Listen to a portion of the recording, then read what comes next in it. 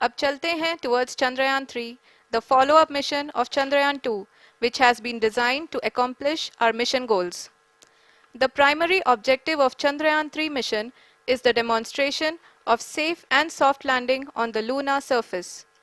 This demonstration is a critical aspect for ISRO's future interplanetary missions. In addition to this, the mission objectives also include demonstration of roving capability and conduction of in situ scientific experiments on Moon's surface.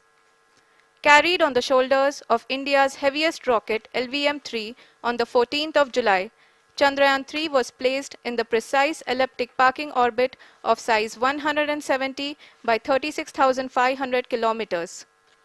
ISRO, in its mission plan of following the incremental trajectory approach, carried a total of 5 earthbound maneuvers. The fifth apogee raising maneuver, which took place on the 25th of July, placed the spacecraft in an orbit of 250 by 1,27,000 kilometers. At the early hours of 1st August, the translunar injection was carried out, after which the composite module began the final leg of its long journey of nearly 3,84,000 kilometers for its rendezvous with the Moon. The TLI was a key step in the mission, enabling the spacecraft to escape Earth's gravitational pull and travel to the Moon. An orbit of 288 by 3,69,328 kilometers was achieved at the end of the translunar injection. जी हाँ, translunar injection किसी भी interplanetary mission के लिए बहुत ही आवश्यक परंतु कठिन operation होता है। इस सफल मैन्यूवर के बाद चंद्रयान 3 पृथ्वी से दूर निकलकर चंद्रमा के प्रभाव क्षेत्र में एक हाइपरबोलिक ट्रैजेक्टरी के द्वारा पहुंचाया गया।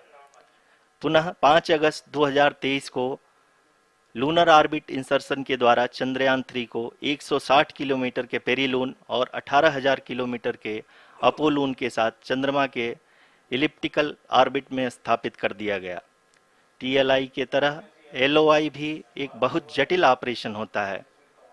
इसमें हमें यह ध्यान देना आवश्यक होता है कि उपग्रह के वेगमान को एक निश्चित बिंदु से घटाया जा सके, अन्यथा उपग्रह चंद्रमा के प्रभाव क्षेत्र से बाहर निकल जाएगा। एलओआई के सफलतापूर्वक परिचालन के बाद चंद्रयान 3 की कक्षा को 4 बार और परिवर्तित किया गया।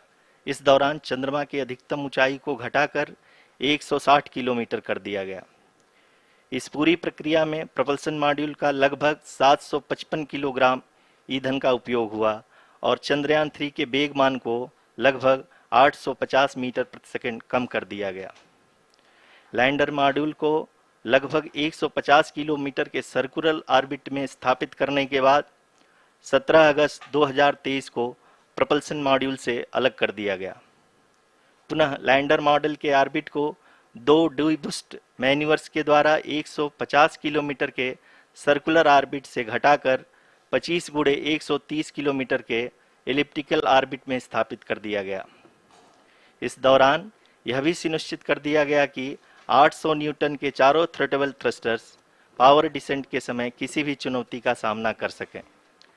लैंडर मॉड्यूल इस ऑर्बिट में 4 दिन तक चंद्रमा की परिक्रमा करता रहा ताकि इसके सभी सब सिस्टम को पावर डिसेंट से पहले कार्यात्मक रूप से वेरीफाई और वैलिडेट किया जा सके। इस दौरान चंद्रयान 2 और लैंडर मॉड्यूल की आपस में बातचीत भी हो चुकी है। और संक्षेप में अब तक की यात्रा की बात करें तो लैंडर मॉड्यूल अब तक 21 बार पृथ्वी के और लगभग 120 बार चंद्रमा का चक्कर लगा चुका है और इस पूरी यात्रा में लगभग 55 लाख किलोमीटर की यात्रा भी पूरी कर चुका है।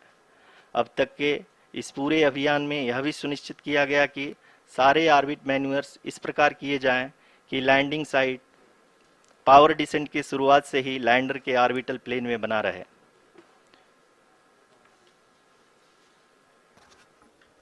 Make it further complicated. That is true indeed. We have arrived at the crucial juncture wherein the orbit plane contains the desired landing site at the start of powered descent. We are also happy to announce that live images from the Chandrayaan 3 lander imager camera is being received continuously. The demonstration of soft landing on the Moon's surface is no ordinary feat, due to the innumerable challenges and complexities involved. The lander velocity has to be killed from nearly 6,048 kilometers per hour without any aid from the thin and tenuous Moon's atmosphere. The lunar dust at the time of landing and the craters and boulders scattered over the Moon's surface make it further complicated to achieve this. The new and improved Chandrayaan-3 design has been built after envisaging all the scenarios which the lander module can encounter. With several software improvements, provision for full-level redundancies, a plethora of special tests, namely the integrated hot test, integrated cold test, and lander leg drop tests were carried out for the lander module. The success of these tests has provided great confidence in the performance of all the onboard sensors, propulsion system, and associated guidance, control, and navigation algorithms. The key findings during the tests have enabled to improve the overall system performance. The largely unexplored south pole of the Moon has been chosen as the intended landing site since there is a possibility of finding ice and other minerals which would be vital resources for future explorers. Apart from continuing investigations pioneered by Chandrayaan-1 and Chandrayaan-2, the Chandrayaan-3 mission will also provide invaluable data to the science community around the world. We are minutes away from the start of powered descent. The entire powered descent shall be carried out by the Onboard Autonomous Landing Sequencer or ALS, which is a series of instructions preloaded to the lander module. These instructions include the commands to be executed, data to be collected and analyzed, and decisions to be made and executed autonomously throughout the powered descent. जी हाँ, अब हम power descent के बहुत ही करीब आ चुके हैं। हम आपको बताते चलें कि पावर डिसेंट को कुल 4 चरणों में बांटा गया है। सबसे पहले आता है रफ ब्रेकिंग फेज, जिसमें लैंडर की ऊंचाई को चंद्रमा की सतह से 30 किलोमीटर से घटाकर 7.4 किलोमीटर कर दिया जाएगा। इस पूरी प्रक्रिया को पूरा करने में लगभग 11.5 मिनट लगेगा और इसका समानांतर वेग 1680 मीटर प्रति सेकंड से घटाकर 358 मीटर प्रति सेकंड हो जाएगा। जी हाँ, एटीट्यूड होल्ड फेज, जो कि पावर डिसेंट का दूसरा चरण है, एक बहुत ही महत्वपूर्ण फेज है। इस 10 सेकंड के स्मॉल ड्यूरेशन के दौरान लैंडर के 2 महत्वपूर्ण सेंसर कारा और लासा लैंडर की ऊंचाई की गणना करेंगे। इस फेज के पूरा होते ही लैंडर चंद्रमा के सतह से कुल 6.8 किलोमीटर की ऊंचाई पर होगा। अब बात करें पावर डिसेंट के तीसरे चरण का, जो कि फाइन ब्रेकिंग फेज होगा, जिसमें लैंडर लैंडिंग साइट से जस्ट 800 मीटर की ऊंचाई पर वर्टिकली होगा। इस चरण को पूरा होने में लगभग 3 मिनट लगेंगे और इस चरण के पूरा होते ही लैंडर की वेलोसिटी लगभग शून्य हो जाएगी। अब बात करें पावर डिसेंट के चौथे और अंतिम चरण का, जो कि लोकल नेविगेशन फेज या टर्मिनल डिसेंट फेज भी कहा जाता है। इस दौरान लैंडर के 2 इंजन बंद कर दिए जाएंगे और लैंडर के सेंसरों द्वारा इसके हाइट और वेलोसिटी की गणना इनर्शियल नेविगेशन को भेज दिया जाएगा। इस दौरान लैंडर 150 मीटर की ऊंचाई को प्राप्त करने के बाद कुल 131 सेकंड लगाएगा। इस पड़ाव पे आने के बाद पुनः लैंडर 22 सेकंड के लिए हॉवरिंग करेगा। अभी हम लोग पावर डिसेंट शुरू होने से जस्ट कुछ ही पल दूर हैं। पावर डिसेंट शुरू होने में लगभग 30 सेकंड ही बचा है और हमको ये सारे data mission operation complex room में आईडीएसएन 32 के द्वारा, जो कि लगातार लैंडर के कनेक्शन में बना हुआ है, प्रदान कर रहा है।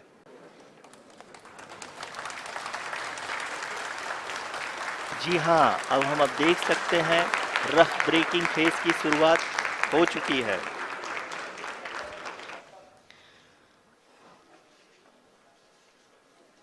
During this rough braking phase, the lander velocity shall be brought down from 1680 meters per second to 358 meters per second. The altitude will be brought down from 30 kilometers to 7.4 kilometers at the end of rough braking. All this in the duration of 690 seconds or 11.5 minutes. Currently, the Laser Inertial Reference and Accelerometer package (LIRAP) is aiding in the navigation. जी हाँ, अभी आप अपनी screen पे देख सकते हैं कि lander अब तक कुल 191 किलोमीटर हॉरिजेंटल दिशा में चल चुका है और अभी तक इसकी वेलोसिटी लगभग 31 किलोमीटर बनी हुई है। The lander module has traveled a distance of approximately 228 kilometers. The complete downrange that will be traveled during this phase shall be nearly 713.5 kilometers. कुल 745 किलोमीटर के इस रफ ब्रेकिंग फेज में आप देख सकते हैं कि हम लोग लगभग अपनी यात्रा 20% कंप्लीट कर चुके हैं। पावर डिसेंट की यह शुरुआत हम कह सकते हैं कि बहुत ही सटीक और सधी हुई है, जिसमें लैंडर अपने वेगमान को अनुमानित तरीके से घटा रहा है। हम इस ग्राउंड ट्रेस को देखते हुए कह सकते हैं कि रफ ब्रेकिंग फेज की शुरुआत बहुत ही अच्छे तरीके से हुई है। आप ये देख सकती हैं कि जो भी प्रोजेक्टेड ग्राउंड ट्रेस है उसी पे अपना लैंडर मॉड्यूल आगे चलते हुए बढ़ रहा है। अभी तक ये देखा जा सकता है कि लैंडर मॉड्यूल लगभग 370 किलोमीटर क्षैतिज दिशा में चल चुका है। चूँकि ALS एक्टिवेट किया जा चुका है, इसलिए ग्राउंड से कोई कमांडिंग नहीं की जा रही है। इस दौरान आपके स्क्रीन पे सारे डेटा इसरो के डीप स्पेस नेटवर्क से रियल टाइम में आ रहे हैं। इस मिशन में सेकेंड और थर्ड ऑर्डर गाइडेंस पॉलिनोमियल का प्रयोग हुआ है, जो कि इनर्शियल थ्रस्ट और एंगल के हमेशा सुनिश्चित करेगा। We can see that the vertical velocity of the lander module has been brought down. It is continuously coming down. And the ALS had already been initiated 1 hour before the scheduled time of the power descent start. Following this, the throttleable engine electronics module, the TECM, was switched on and lander was oriented to the favorable attitude.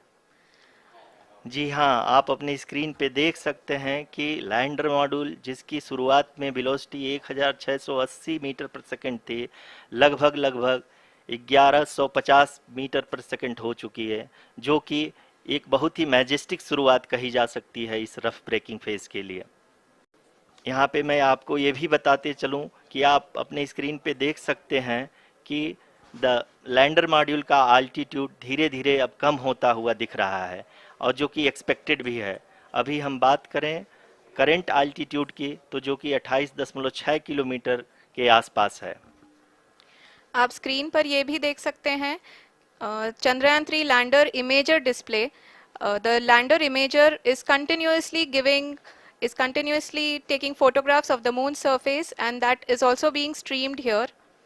Currently, the horizontal velocity has been brought down and the distance traveled is 574 kilometers. The current altitude is 27 kilometers as can be seen on the screen. जी हाँ, करीब अपने आधे सफ़र को पूरा करते हुए इस rough breaking phase में लैंडर बहुत ही आगे की तरफ बढ़ते हुए अपनी ऊंचाई को घटा रहा है। अगर अब बात करें तो लैंडर की ऊंचाई चंद्रमा के सतह से लगभग 27 किलोमीटर से नीचे हो चुकी है, करीब 26.7 किलोमीटर के आसपास है। जी हाँ, अगर हम ध्यान से देखें तो लगभग 8 मिनट की यात्रा के बाद लैंडर अपनी हॉरिजेंटल वेलोसिटी को लगातार कम करते हुए अपनी ऊंचाई, अभी की ऊंचाई के समय 24 किलोमीटर की ऊंचाई प्राप्त कर चुका है। At the same time, we can see the altitude of the lander is just 17.8 kilometer from the moon surface, which is going to be around 7.4 at the end of the rough braking phase.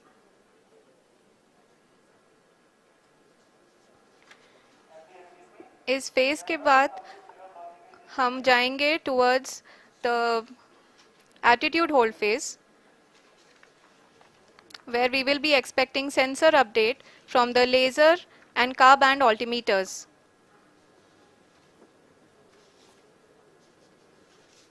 We can see the visualization of the lander module.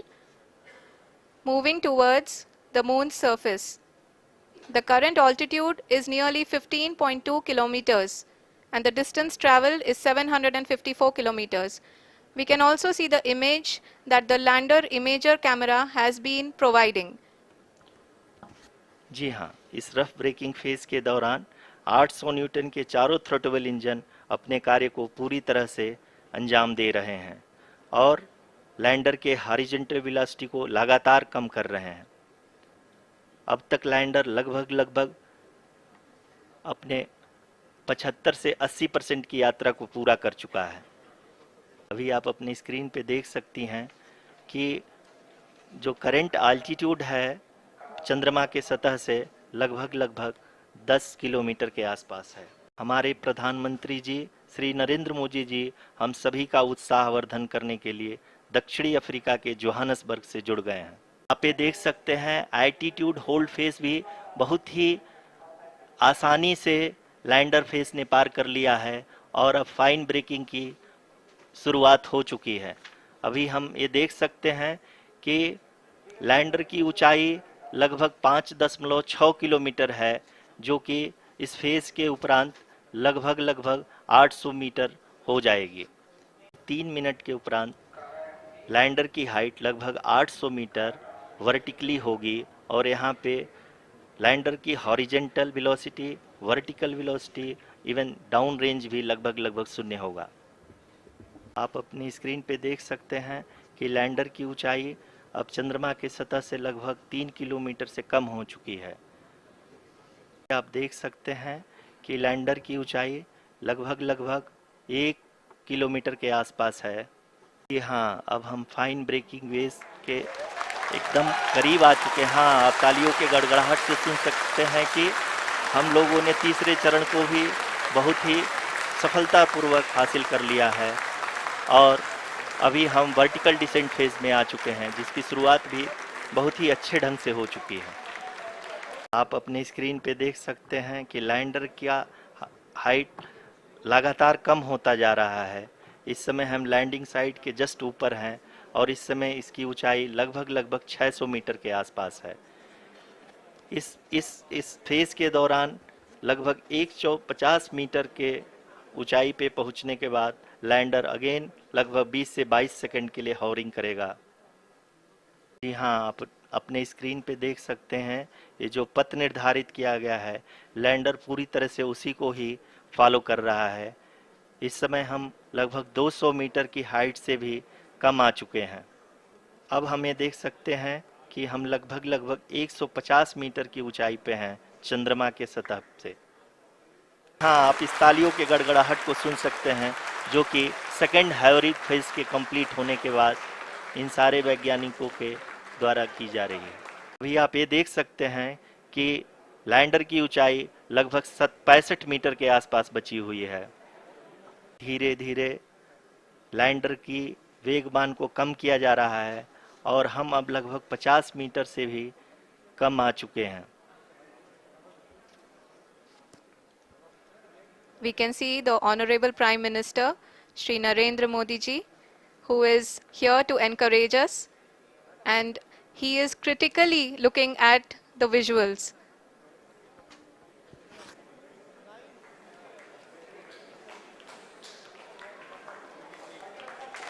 जी हाँ, आप अपनी screen पे देख सकते हैं कि हम lander module People are applauding. Let us all wait to hear from the Secretary Department of Space and Chairman ISRO, Shri S. Somnath.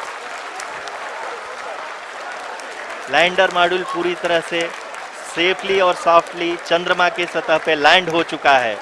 ये हम लोगों के लिए बहुत ही गर्व की बात है।